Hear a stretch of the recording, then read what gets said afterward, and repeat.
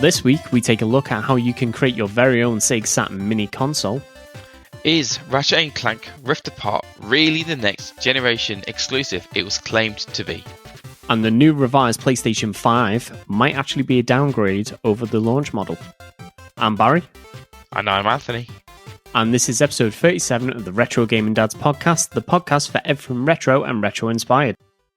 So, as we usually start the podcast, what have you been playing this week? So I've been obviously playing Alex Kid. Well, trying to get it completed, ready for the podcast we do for that. I did not realise how difficult that game would be. Obviously, that's be a print of 2 coming up.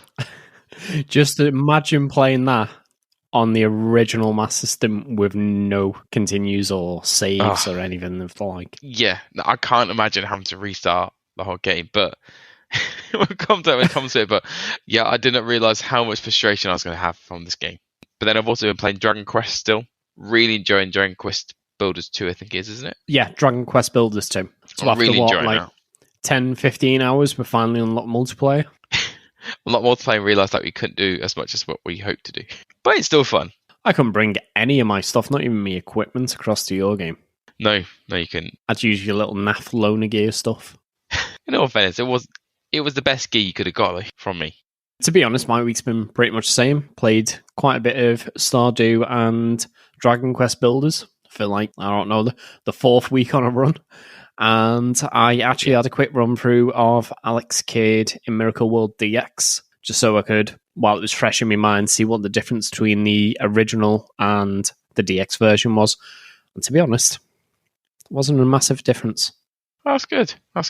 But before we run it anymore, because we want to savour it for the episode 4, Alex Kidd, we have not quite a bit of news, but I think some quite interesting news this week at least. One that definitely caught my eye because you know me, I have a little thing for Sega Saturns and just a tad, hoarding them. A YouTuber called ETA Prime, which if you're into retro game consoles, you've probably seen one of his videos, has actually made his very own Sega Saturn mini console. Now, this does look very interesting. I think it's quite clever how he's put it together, but also it says, because it doesn't say it's quite limited to what games you can play due to how he puts it together. Yeah, unfortunately, it's running on a Raspberry 4 compute module, so it's not the best performance out of it. So it does, ironically, struggle to play Sega Saturn games. It does play them, just not full speed. However, as a whole, the unit looks fantastic. So what he's done is he's got a little scale model of the Sega Saturn that Bandai are selling. A bit like the Gunpla kits that you get. Oh yeah, where they pop out. Yeah, instead of being a cool Gundam, it's Sega Saturn, which, in my opinion, is much cooler. Still pretty cool, but not as cool as Gundam. Don't start. I disagree. Back and off. You can actually buy a little daughter board that attaches to the compute module, which lines it up perfectly with the Sega Saturn case. So the controller ports on the front, for example, it's got micro USB ports. Unfortunately, they're not USB-C, but it's got micro USB ports that perfectly line up with the 2 ports at the front and the port at the back for power, as well as a headphone jack. So it's actually still usable. I mean, the fact that it's a Raspberry Pi, obviously, as you very well know, the amount of games you can put on that is ridiculous. Well, yeah, I've got one on my desk here. It's got a couple of thousand games. Exactly. Legally acquired games. Anyway. Yeah. But I think it is unfortunate that going into a mini Sega Saturn case, but then can't really play the Sega Saturn games. Yeah. That's just the downside you've got there. Yeah, unfortunately, I've got a Raspberry Pi 4, and I got that with the intention of playing retro games on it, like many, many people do. And was disappointed that it can't really play Sega Saturn titles. Oddly enough, it can play PlayStation games almost flawlessly in most situations. Yeah, that did strike me as bizarre. When I read that, I thought, surely if you could play PlayStation titles, why can't you do Sega Saturn? Well, but I do understand why, but at the same time, it's just frustrating. Yeah, the Sega Saturn's architecture was a bit odd, to be honest. The story is that when Sony announced the specs of the PlayStation, Sega were like, oh, we don't match these. We've gone in a completely different direction. We're going like more with the 2D games that the Mega Drive and the Super Nintendo were known for, rather than 3D polygons. So it wasn't really up to the PlayStation standards. So basically they went, oh, what can we do? And they went, I'll just chuck a second chip in there. That'll do. We'll figure it out later. Just, stick it in there and we'll just roll with it. So obviously with this going together, I don't expect it will cost too much to build this sort of console, should it? Well, no, but it'd probably cost similar price to what a lot of these mini consoles came out for originally. Okay. You can actually get the compute module for as little as about £24, brand new. So they're pretty inexpensive. The actual case itself from Amazon, I had a quick look, was about £32. The most expensive part is the actual main board that fits into the case and allows you to attach the compute module. Now that's going to cost about $42. And bear in mind, on top of that, you probably have shipping and maybe import. So around about £100 you could be looking at. I would say about £80, maybe. Okay. It's something they can always do. I know it's something that you would happily do. Well, I've already put the Sega Saturn case onto my wish list on Amazon. Well, I'm not surprised. Unfortunately, they don't do the white version of the case. It's just the kind of greyish, beige kind of colour. If they'd done the white one, I'd have snapped one up anyway, just to have on my desk. Or orange. Well, there was never orange Sega Saturn case. It seems interesting, and I'm quite impressed by it, if I'm honest. Yeah, well, I'll leave a link to the actual video. It's definitely interesting just to watch him make it, and then not be able to play Sega Saturn games on it. Very sad. That's the ultimate travesty in the whole thing. Yeah, that's what I mean. It's a shame that you can play so many of the games, but what you want to play on it. Yeah, but you can still play like Mega Drive and Super Nintendo on it. Anything 16-bit and below, it'll have no issue with. Once you get to the 32-bit, PlayStation's about as much as you can do on it. Well, sounds good, and I can't wait to watch the video. I've not actually seen it myself.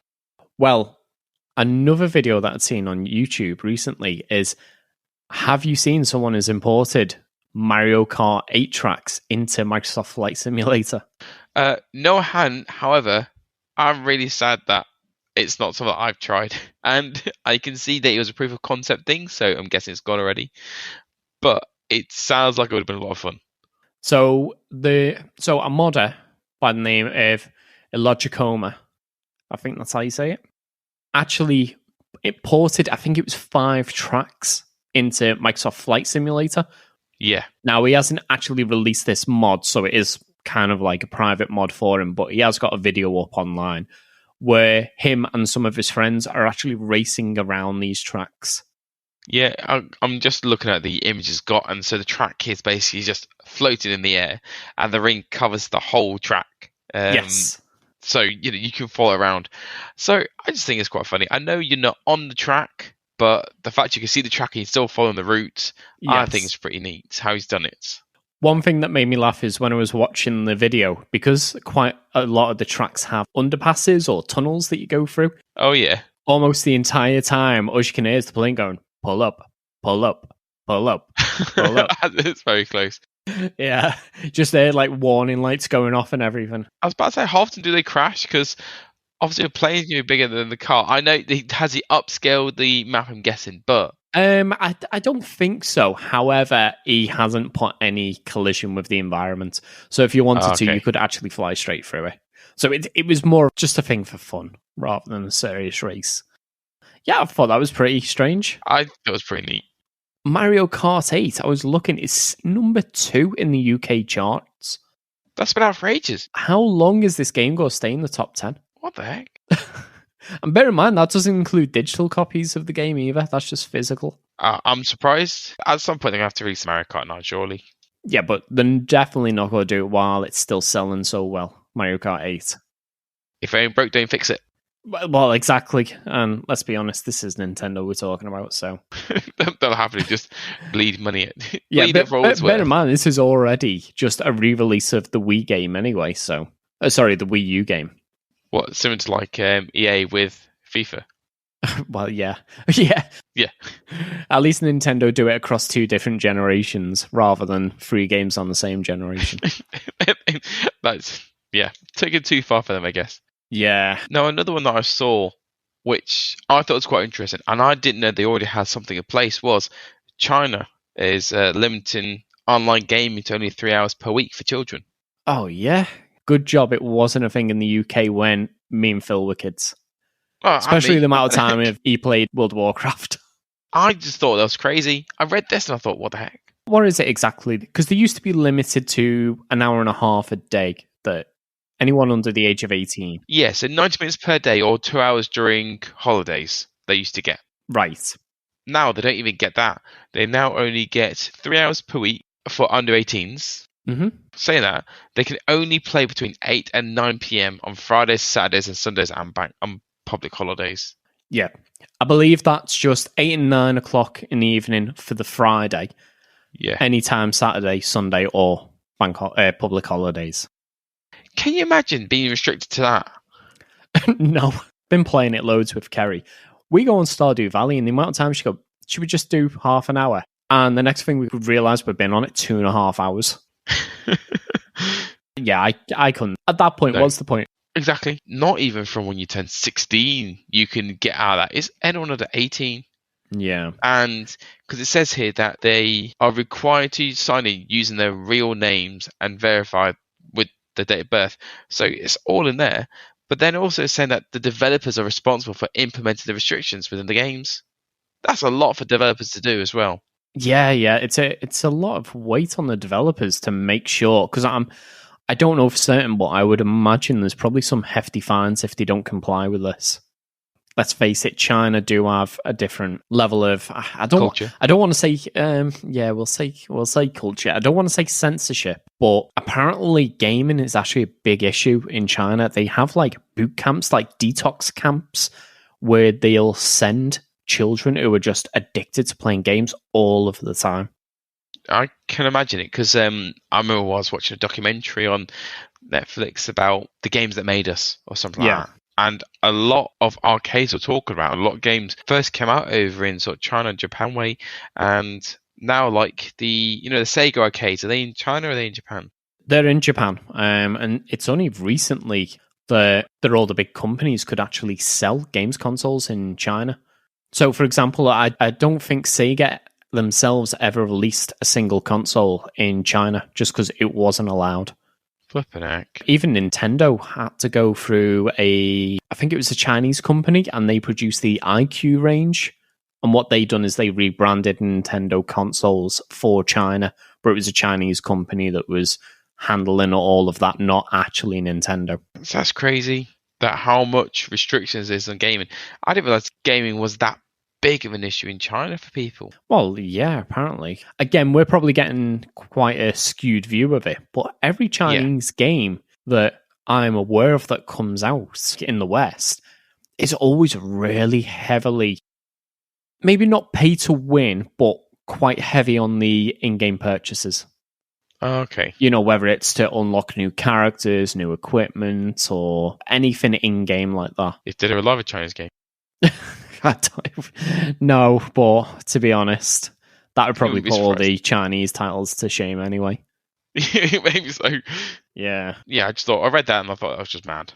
Yeah. Well, they're also banning for under 12s the purchase of any in-game content completely. Yeah. Which, again, a lot of these Chinese games tend to be free to play. And don't get me wrong, I don't agree with aiming in-app purchases at children. No, I'm with you as well. Years ago, we heard this, what was it, like Smurfville or something, where children were asking to buy like in-game Smurf points or something.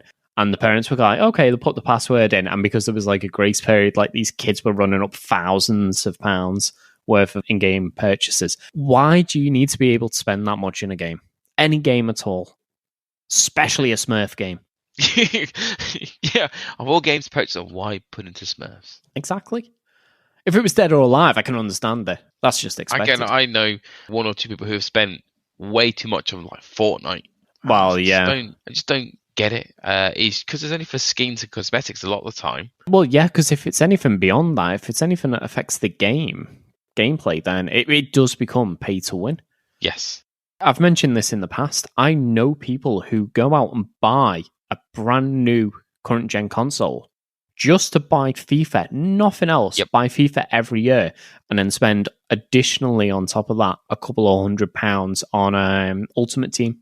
Yeah, I've known people in the past, same thing, and it's sad if I'm honest. Yeah, don't get me wrong. I play PSO 2, but I've been playing that for what? Probably about 8 years, maybe. Yeah, you've been playing this longer than I've known you. Maybe every couple of years I might drop like 20 quid on it for buying a new character slot or premium or buying a new mag. And I don't mind that. That sort of stuff I don't mind because it is a free-to-play game. Yeah. Didn't cost you anything, and it helps you in different ways with your account. And it's not you're not paying to win. There's a game that I was playing. Oh, pants! I forgot what the game's called. Where you're basically like a space ninja. Sorry, I can't help you with that one. It's like, again, it's a free-to-play game, and you can buy platinum, and you can unlock extra character slots or armor slots and that stuff, and weapon slots, stuff like that. Warframe, by any chance? That's it, Warframe. Right, thank you. right. I was trying to think what it might have been then. And again, I spent 20, 30 quid on that, and I didn't mind it because it was giving me extra slots to have more weapons with me. Yeah. Or character with me without having to destroy stuff. And it helps me have much more of a variety with it. Well, Warframe never played a lot of, but again, I always bang on about it, but Phantasy Star Online 2, I don't feel like anything I paid for, because I paid for a larger inventory, an extra mag, more character slots, none of that was vital to playing the game. I would not have been at a disadvantage had I not purchased premium or any of the other unlockables that I did purchase. It just improves your gameplay when you're playing it. You're like, oh, sweet, I've got this, I can change this. And it gives you more accessibility and more variety to change the way that you play it for yourself. Yeah, to be honest, the big one for me was premium, just so that I had the in-game shop, so that I could sell all the junk that I didn't need for a higher price to other players. Rather than selling at market price for 10% of what it actually could sell for. NPC, oh yeah, I see you've got the World Ender, the mythical sword. I'll give you 20 Mester for it. Then you look online, it's like, oh yes, 20 million? Yeah, what? Yeah. Because let's face it, you're a bit of a cheapskate. I'm assuming that you've never paid for anything in PSO2. I have, thank you. Don't you start. Oh, have you? Yeah. Oh, I stand corrected. Because I was going to say, I'm guessing you've never felt that you've been at a disadvantage. Well, no, I did once, because I remember when I bought I got a mag and inventory space. Oh yeah, when it like a new starter special or something like that. Yeah, I remember. I got that pack, and it was just nice to have a different mag, so I can change different mags. Again, it definitely wasn't at a disadvantage when you had, and I didn't at all. No chance. So I didn't feel like it made a difference. When it is pay to win, it is a shame. In my opinion. Yeah, I do remember, especially like the late 90s, early 2000s, playing loads of online games where it definitely became pay to win. And it just sapped all the fun out of it. But they knew how to get you hooked. They'll let you go so far. So you've invested a good amount of time into the game before you hit up to this wall where other players are paying. Well, just quickly before, obviously, we'll finish off in a second, but Star Wars Battlefront 2. Oh, yeah, when that first started. That was the defining game that changed it, if I'm honest, because that came out, that was all pay to win, there was a massive thing against it, wasn't there lawsuits against it as well, stuff like that, and then all of a sudden, they took it all out, took pay to win out, they took all purchasing out and just went, oh, crud, fixed it all. Well, yeah, EA actually done a patent on systems to try and prompt people to pay for in-game items more often. So what they would do is they would match them with lower ranked players for a while so that they were winning loads of games, and then suddenly rank them with higher skilled players, much higher than what they were playing at the time. And when they've lost a few items, they'll start ranking them with higher ranked players who have purchased certain items that give them advantages. Yeah. So then this player's thinking, well, obviously they're beating me because they've got this character or this weapon. So if they then went and purchased an item, the system would say, you've purchased a new weapon, say. We'll start putting you with lower ranked players again. So you've got this new weapon, and then suddenly you're winning all these matches because it's ranking you with lower ranked players. you start thinking, oh, obviously it's this weapon, which is amazing. This is why I'm winning. But then it'll slowly start matching you with higher ranked players again, and it'll just repeat it over and over and over. So, and there you go. That was one of the defining games with pay to win, and that was where there was the massive change around it, wasn't it? Because they really got slammed hard for that. Well, yeah, and they deserved it, to be honest. Oh, yes, they did. They really did. Yeah, I remember when in-game content was something to get excited about. Now you're looking at it and think, oh, what part of the game am I missing? Halo 2. When they got the map packs, I was like, ace.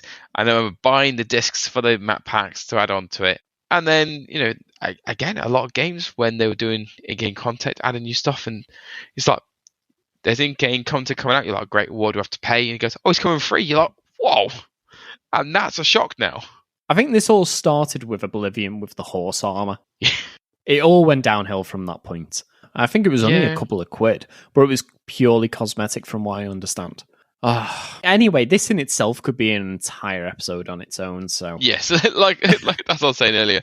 I was trying to mention Star Wars and then sort of move on. Yeah, we completely sidetracked from talking about limiting children's playtime in China. Ended up slagging off EA, Star Wars. Me talking about PSO2 as I normally do.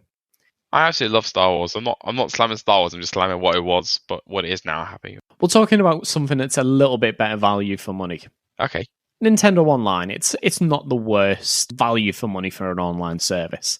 It's definitely not the best. No. There's rumours that Game Boy and Game Boy Color titles will be coming to the service relatively soon, maybe by the end of the year. Pokemon. Right. I was just about to ask you, what games would you like to see? So the rumour is that Game Boy Advance games aren't coming. So it'll only be original and colour. For now, I'm happy with Game Boy and Game Boy Color titles. So I had to replay Pokemon games or other Game Boy games without me having to go home and get my cartridges from my parents' house or dig them out from wherever they are. Well, don't forget as well, the battery will be long dead in them by now as well. You'll have to replace that. I don't know. Yours wasn't. No, sorry, in the cartridge itself. Yeah. My Pokemon Yellow, it wiped itself. The battery had gone. It doesn't save. You turned it on. You're like, oh, hang on, it's alive because it wasn't. No, that was turning the actual Game Boy Advance on. Okay. I was surprised the Game Boy Advance still had battery life in it because it had been in loft for years and years. All right, got you. I think titles that they'd have to bring across, definitely Tetris. Couldn't get away with introducing Game Boy games and not include Tetris. No. And then Phil's dad is going to want to get a Switch to just play Tetris. Yeah. I was going to say, Phil best not leave his Switch lying around. If that happens, his dad will swipe that. I'm quite happy for, if this was actually going to happen, it's a good direction to go into. Because it's opening Nintendo Online and the Nintendo Shop to a lot more variety for it. But then also, people can go back and play games for some nostalgia. Other than just the NES and the SNES. Having the Game Boy and Game Boy Color as well. I think it's a great thing to do. Personally, I would think it'd be a good idea to have done this, but include Game Boy Advance games and bring Metroid 2 Samus Returns and Metroid Zero and Metroid Fusion on the Game Boy Advance.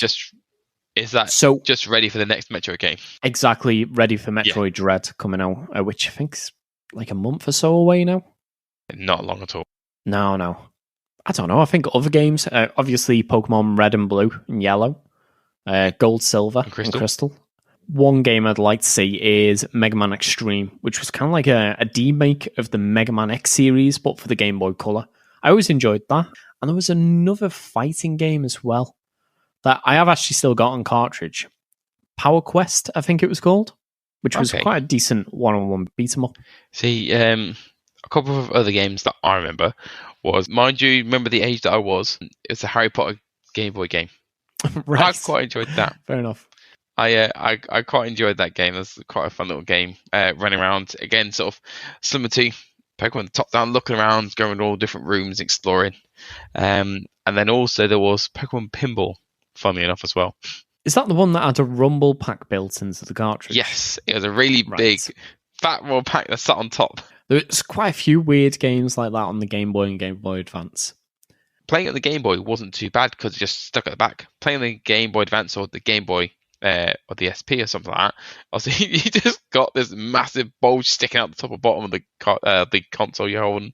There's plenty of games that they could pull from. Obviously, there's like the Super Mario Land series, Yes, Wario Land series as well. There's a couple of good Kirby games to choose from. So there is plenty of titles on there. If you look at how many titles are on the NES and SNES, you're easily looking at 50 each, would you say? Yeah. Although, in all fairness, the recent crop of games that have been added into the service for like the SNES, they're not been games I'd choose. No, they've not. I can safely say, I think that if they do bring this in, there will definitely be Pokemon and Mario within that. It wouldn't surprise me if they didn't put Pokemon on there and just sold it separately. I don't know why. Don't feel like that. I don't know why I feel like that, but it's definitely something I could see Nintendo doing. They'd have to release similar to Mario 3D All Stars. What a collection of the Pokemon games. Yeah. They should do that. They should bring out little bundles like Pokemon Gen 1 and have like red, green, and yellow. Red, blue, and yellow. Or even add green, because it was significantly different to what we got over here. I don't. I've seen the look of green. I didn't like the look of it. Oh, well, Pokemon Green, or the original Japanese Pokemon Red, if you look at them, the Pokemon look atrocious. They've redone all the graphics for them as well. That's what I'm saying. No, I don't want it. Yeah, but it'd be nice as a little oddity, wouldn't it? Nope. Yeah, it would. Yeah, it nope. No, I don't want to look at that. Well, moving on to something a bit more modern.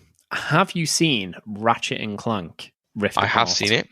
I've seen the trailer of it, and then I've also watched the video of what we're going to be talking about next as well, which absolutely slams a statement.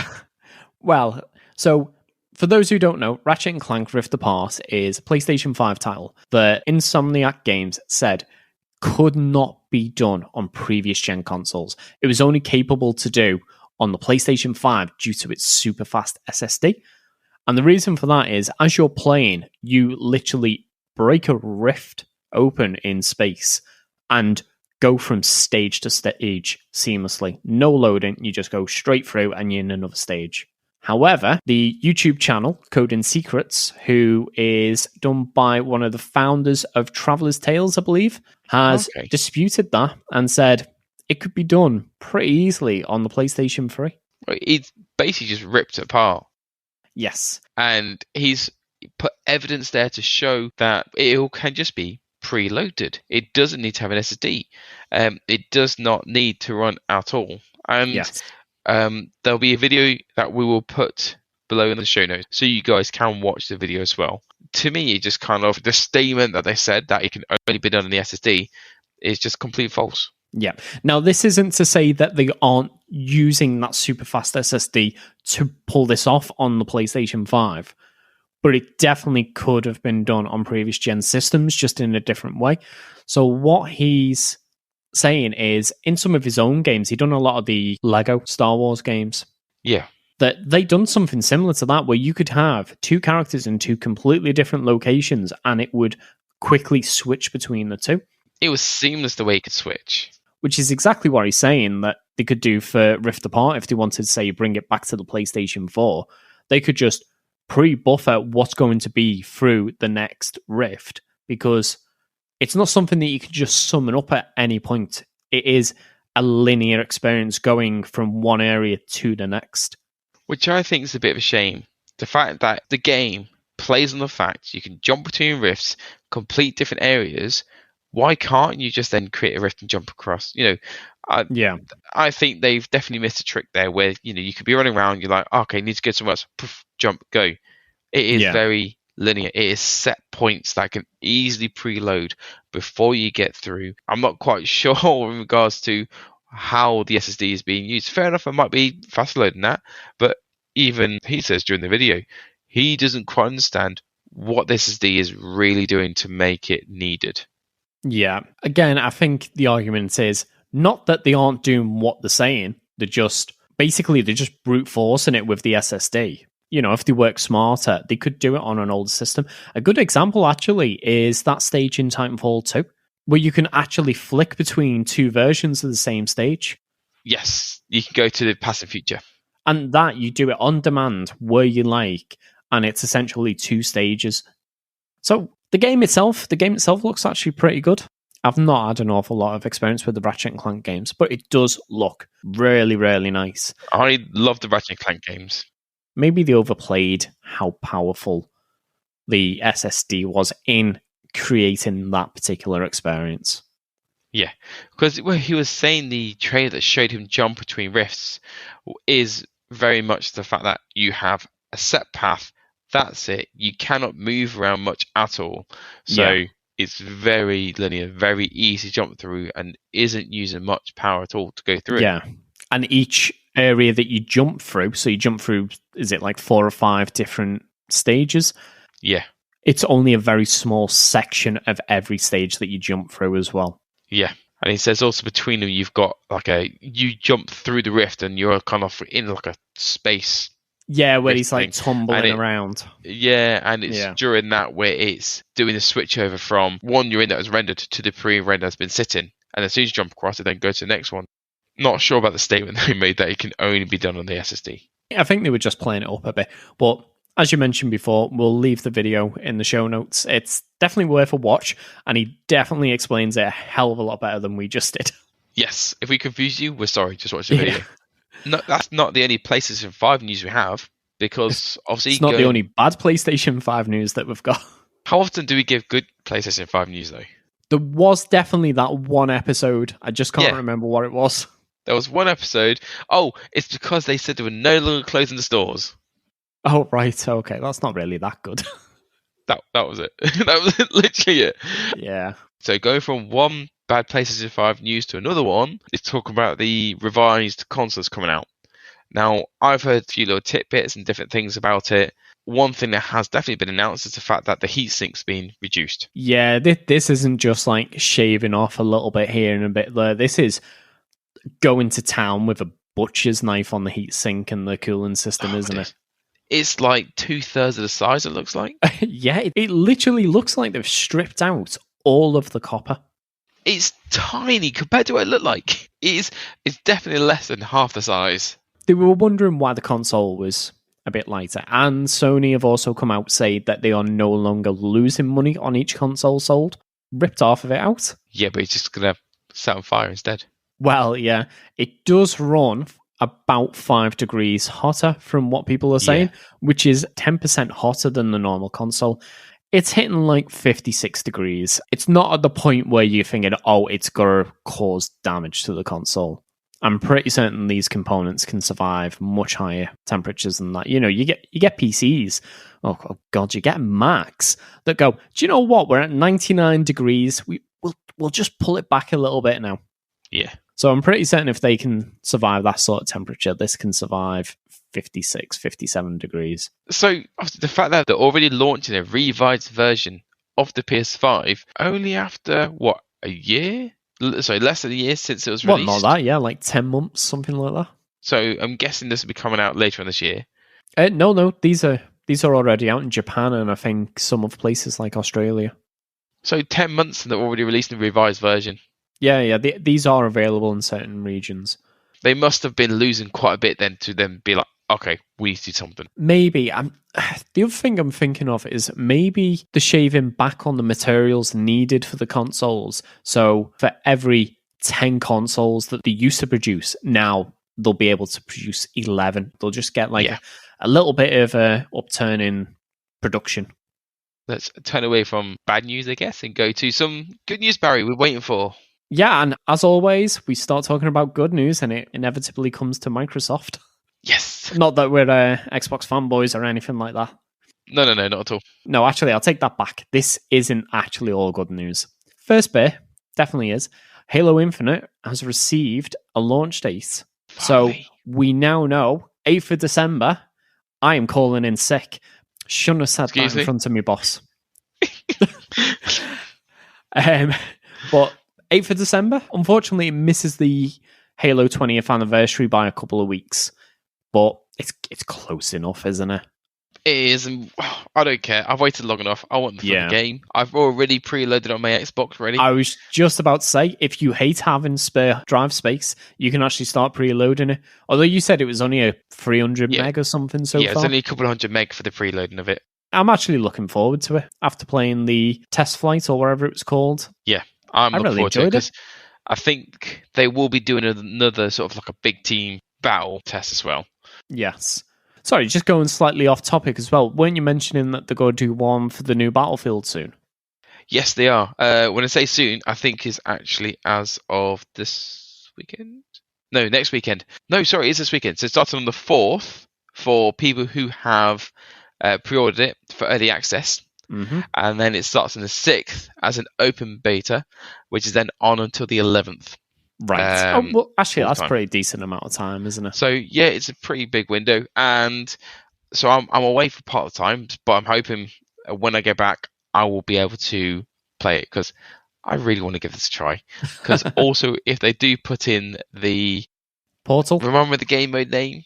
Portal? Yes. If they put in Portal, again, I would happily give that a try and see how that goes. I would imagine they're probably not going to put that in. Don't say that. Why? It's probably one of the biggest selling points for it. Let's keep that for the actual just game. Just make us wait on bated breath. Yeah, you have to actually pay for the good stuff. I'm sure we might get a bit more coming soon, but that's all we know so far. Well, hopefully as well, we might get another crack at playing a bit of Halo Infinite before it comes out. Even if it's just to tide us over a little bit. Get people excited about it as well. Yeah, I would like to play through, I'll speak to you before, Barry, about going through Halo 4 and Halo 5, at least. Yeah. Because I feel like those two would be the two ones that would interlink with Infinite the most.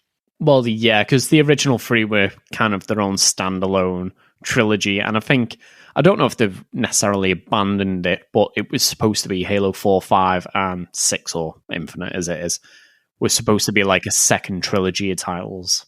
I think quite a few different sort of companies, or at least movies, do that sort of thing. Like Star Wars, for example. Oh, God, hopefully it's better than the second trilogy of Star Wars. So far it has been, surely. But no, yeah. So it is kind of like a standalone trilogy. Yeah. So I really would like to play through 4 and 5, get myself refreshed and ready for Infinite, so I know exactly what's going on. Yeah. I did like the cinematic for the multiplayer, though. It looked amazing. I must have watched that, I don't know, 10 times easy. I was very happy and surprised when that was dropped, because Halo hasn't done anything like that before. And you were saying Call of Duty has done for the last few seasons. Yeah, they tend to have a cinematic for each season. Because that was a surprise drop, wasn't it? Yes. Well, literally, I think it was like the day before when Microsoft had the Gamescom indie. Well, it wasn't actually an indie showcase, but they had a lot of indie games there. Everyone was like, oh, blatantly Halo's been delayed. It wasn't shown off. And then the next day, they had this little Halo event where they shown this. Like a mic drop. Yeah. Wait, actually, I'll come back to mic drop in a minute. Something else to mention as well that I've not put in the notes. Okay. And watching that cinematic, honestly, again, this will be in the show notes. The bit when that drop pod comes out and then Spartan steps out and then shields the woman from the shots from the brute, and the music starts. Honestly, the hairs on my arm just stood buzzing. Yeah, I was just buzzing. I was like, yes, I can't wait. It was fantastic. I really enjoyed watching it. Give us a movie that looks like that. Yeah, it doesn't need to be live action. Don't do live action. Just give us a cinematic movie. Or yeah, Halo definitely. Wars. All those cuts of the Halo Wars, like they should have just jammed together into a movie. I remember the original Halo Wars, watching the sequence just before Lieutenant Forge takes the slip space drive up to detonate the sun or something. I can't quite remember. 3 Spartans are fighting all the elites. Yeah. That walkway. Yeah. Oh, that was fantastic. That was amazing, I watched that so many times. Well, anyway, now that we're in a good mood and that, let's go on to the bit of a downer. So, They also announced a limited edition Xbox Series X. Now, I don't know if I've mentioned it, but I sold my Series X early in the year. And I said, if they bring out a limited edition one, I'm going to pick it back up. This instantly sold out. Places like Game were selling it. You could not buy the console on its own. It was only as a bundle. And they had various things. Anything from a t-shirt, just a plain t-shirt that just had like Player One on it. Wasn't even a Halo t-shirt. Yeah. You could not buy the console on its own. Anyway, they're all gone. I'm fairly certain scalpers have got them because on eBay, they're all selling for 650 to 800 quid. These are ones that have actually been sold as well. There's plenty of listings that are above this price. The console itself, it should only be, I think it's $479 because it does include Halo Infinite as a game. So it is a little bit more expensive than the base Series X. It's just ridiculous. People, it's not even out yet. I don't know why eBay haven't taken these down like they did with the Steam Deck. Because they can't meet that 30-day shipping. Well, no, they can't. It's coming out in November, the actual console. People are asking for anywhere from about 150 to 300 pounds extra for the console. You know, all they're doing is pre-ordering it and reselling it. I saw the console and the controller that comes with console, and because there's also a Elite Series 2 controller that's a Halo edition as well, isn't there? Again, and that's completely sold out.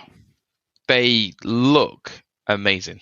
I could happily pick up any of them, but like you said, sold out straight away, and scalpers have just gone straight on eBay, and it just ruins everything. Well, again, the Master Chief Elite controller, that's going for like 250 to 320 quid, I think it was. So again, that's another like 70 to 150 pound markup. It's not even out. Just makes me sad. Yeah, this is probably just maybe a discussion for another episode, but I'm getting a bit sick of gaming in general just because of scalpers, whether it's retro or even things that aren't out yet.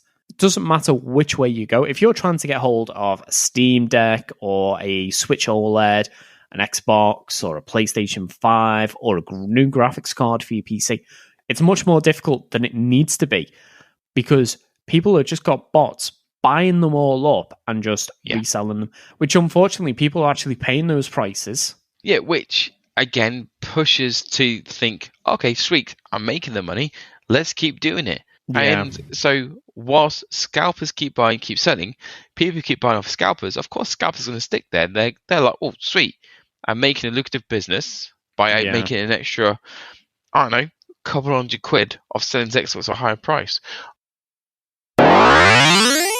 Now, unfortunately, Anthony has had to get off and go look after his kids, so I'll be taking us to the end of this episode. First piece of news that we've got remaining is April O'Neil will be a playable character in not one, but two new titles. First of all, she'll be joining the roster in Nickelodeon All-Star Brawl. And more importantly, she'll be coming to Teenage Mutant Ninja Turtles Shredder's Revenge, the upcoming side-scrolling brawling game.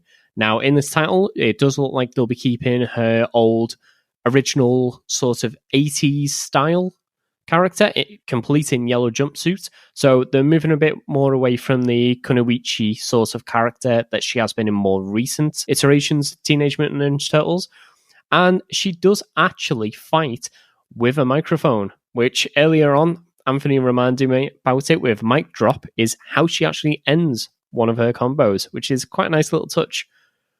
On to the final piece of news for today. Now, for those of you who are PC gamers, you might be interested to hear that Microsoft have announced that Windows 11 will be officially released the 5th of October 2021.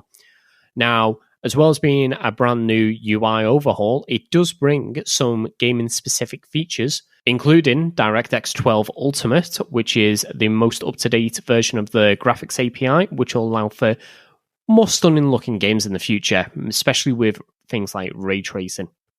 You'll also get access to direct storage, which allows your graphics card to supply your RAM with game assets and bypassing the CPU, so that can concentrate on doing whatever it needs to do in the background.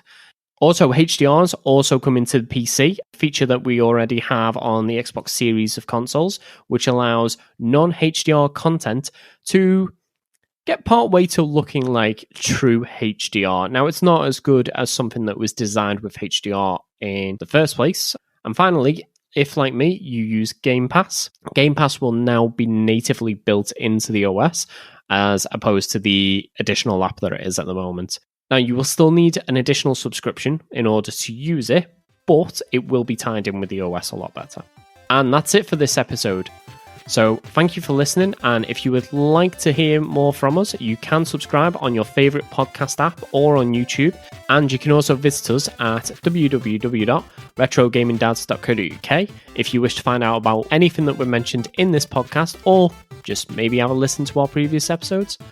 So once again, thanks for listening.